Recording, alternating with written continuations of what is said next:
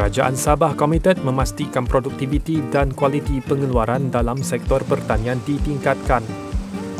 Dengan tahap sara diri SSL tanaman padi di negeri ini ketika ini masih rendah iaitu pada kadar sekitar 23%, realitinya Sabah masih bergantung kepada beras import untuk menampung keperluan penduduknya.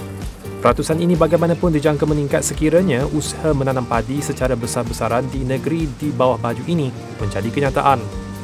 Dengan keluasan 73,904 km persegi dan menerima taburan hujan sepanjang tahun, Sabah berpotensi menjadi jelapang padi baharu negara.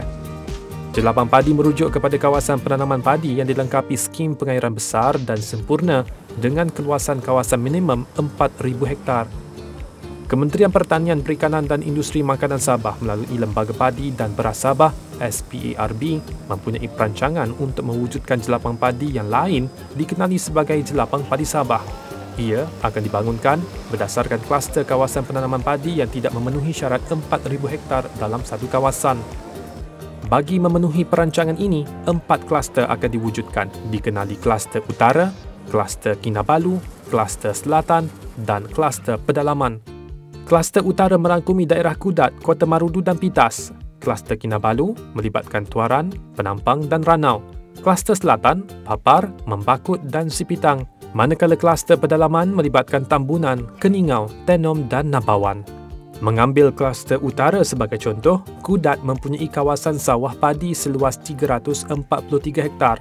Kota Marudu mempunyai 2,800 hektar dan Pitas mempunyai 1,600 hektar. 3 kawasan ini akan digabungkan dalam satu kluster Jelapang Padi Sabah kluster utara seluas 4,743 hektar. Dengan kerjasama Kerajaan Persekutuan menerusi Kementerian Pertanian dan Keterjaminan Makanan, Kerajaan Sabah tidak mahu tunggu lama, sebaliknya menyambar peluang yang ada untuk memajukan sektor pertanian padi sekaligus membuka pintu pendapatan baharu. Timbalan Menteri Pertanian dan Keterjaminan Makanan Dato' Arthur Kurup menjelaskan inisiatif untuk menjadikan Sabah sebagai jelapang padi antara lain bagi meningkatkan kadar SSL. 2 varieti padi berhasil tinggi, Siraj MR297 dan MR269 mula diperkenalkan di Sabah bagi memberi lebih pilihan kepada pesawah di negeri ini untuk menanam benih padi berkualiti. Kemasukan benih baharu padi itu ke Sabah adalah inisiatif kerjasama dengan Kementerian Pertanian, Perikanan dan Industri Makanan Sabah dalam usaha meningkatkan tahap SSL tanaman padi.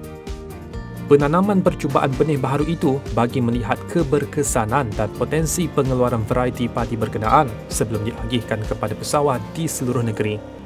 Tidak hanya fokus kepada benih dan hasil, rancangan ini perlu disusuli dengan langkah penambahbaikan infrastruktur dan kaedah penanaman bagi makanan ruji tersebut.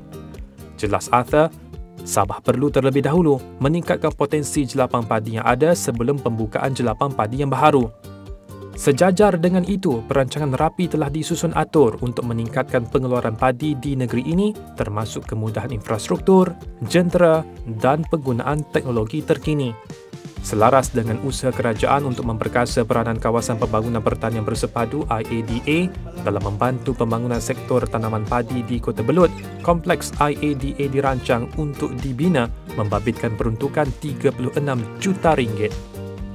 Kompleks itu bukan hanya akan menjadi mercu tanda pembangunan industri padi dan beras negara, malah dapat menyumbang kepada pembangunan kawasan dan kecekapan pengurusan penanaman padi di daerah itu khasnya dan di Sabah amnya.